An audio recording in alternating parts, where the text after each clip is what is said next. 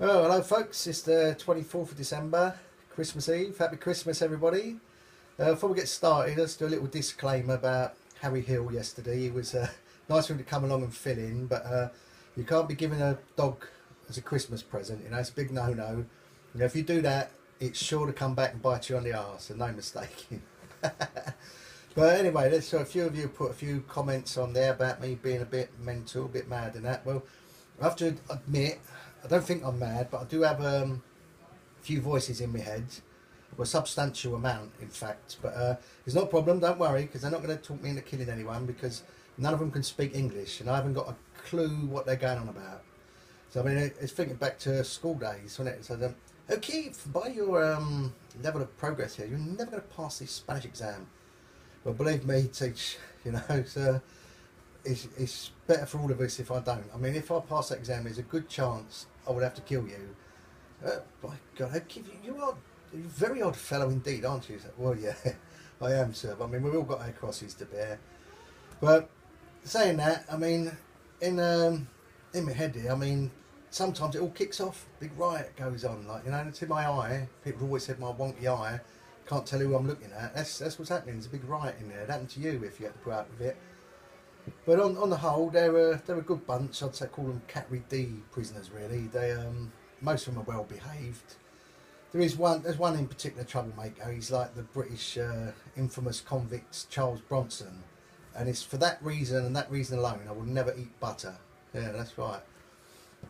But last Christmas it was all good. They had a football tournament in there. Kept them all busy while we enjoyed the day. But there was one small side effect. I was sitting there eating a Christmas dinner, and occasionally I'd just shout out, "Jitin 4-0!" or "Somalia's in the final!" Like, it was like having some kind of sports commentary Tourette's syndrome. There was one player there as well, female player, very good-looking girl, very tight shorts. Where was she from again? Was it Herzegovina? Oh yeah, it's not surprising. There was tight, wasn't they? I mean, that hurt anyone's Govina.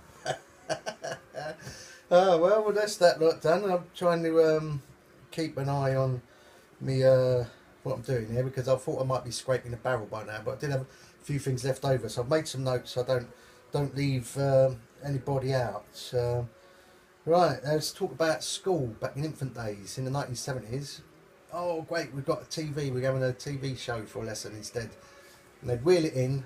Three caretakers wheeling a big metal contraption with a huge telly on and two wooden doors, about 6 foot high. And I always wondered why there was three caretakers, but looking back, two of them could have been scaffolders. I don't know, but back in them days as well. I mean, it didn't matter what you had in your sandwiches, because everything tastes like Tupperware.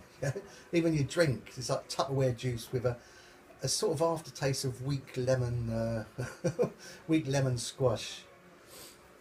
But Tupperware, Tupperware. I think it's not long now before we're going to see someone turn up with a selection of Tupperware on Antiques Roadshow. That my friends is in the post. That should be coming up soon. And what else we got? Oh, another thing. This is how you get rid of bullshitters. Once they're in their flow and you've really sort of had enough of it, you think, I'm going to get out of this one.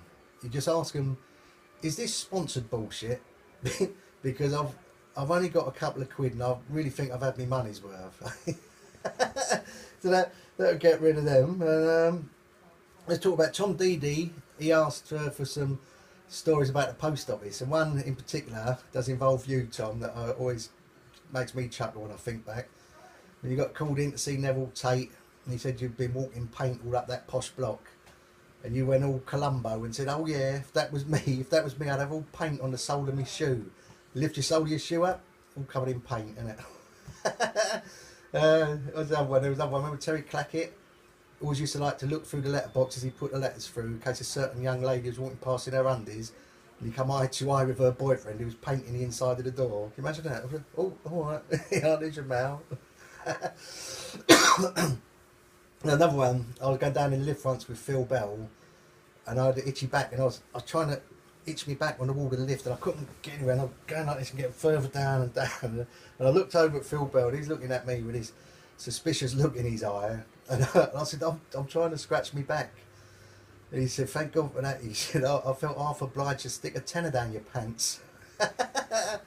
Oh, happy days at the post office. Now I'm going to tell you now as well about what I thought was one of the best jokes I ever come out with. And it's Pixie Lott. I've actually thought her name was Pixie Lock. And I said I met her, asked about the unusual name, and she said it was a toss-up between that or Kixie Doring. And I thought I was very proud of that joke until my good friend Mark O'Callaghan pointed out her name was Pixie Lott, and that's it, the joke dead. He might as well come round and poison the puppy, you know. He just annihilated that one. So I think Mark O'Callaghan should now be known henceforth for poetry and songs and the like as the Joke Slayer, because he annihilated that one. Right, and that's most things done. So before we go, just two bits of advice for the lads out there. First one, as you know, and I expect you'd all know this, is clean your weapon. Always very important that, keep your weapon clean. And number two, more importantly, is clear your history. You know what I'm talking about, folks.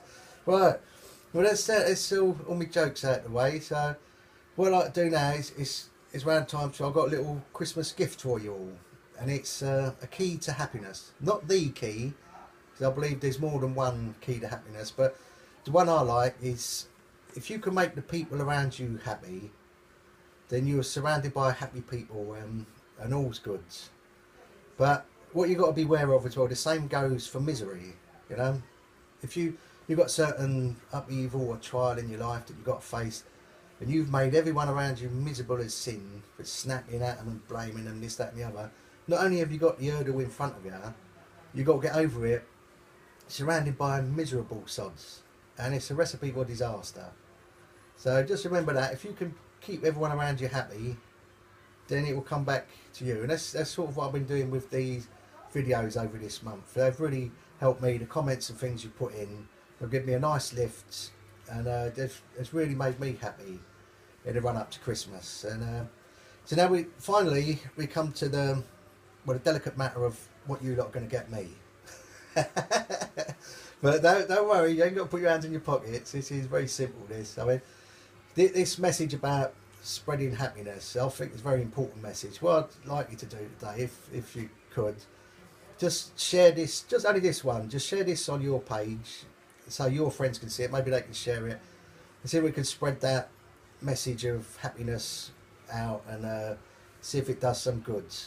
And also, as well, I mean, Donna pointed out, I was perhaps showing off to her a bit, saying, oh, look at this video I've put on, it's got 380 views.